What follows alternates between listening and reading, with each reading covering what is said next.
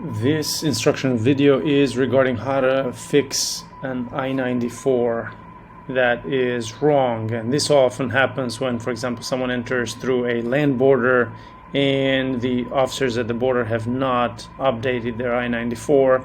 It typically happens less so with flight I-94s or people entering through an airport point of entry.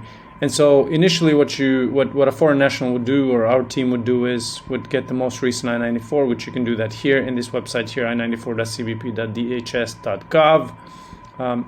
And then once you see that the I-94 is wrong, then what you do is you click on this link here at the bottom of the page, which will take you to this next page, which is the I-94 compliance page, where you can just ask what's needed.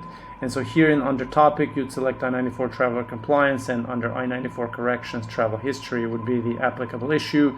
The email would be typically legal@alienattorney.com.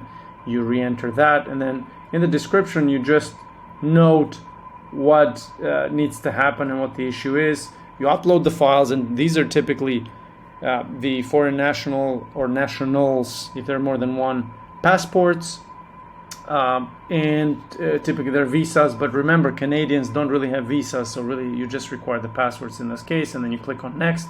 Once you click on next, here you will get you will enter the client's information, and typically that's the primary client information. If there's more than one client, make sure you enter their passport, birthplace, and then I-94 number, which you can get it from the I-94 previously. Once you click on submit, you will receive a confirmation number, and that would conclude the I-94 change process, where the government at some point is going to send us an email letting us know that they have processed that I-94 change request.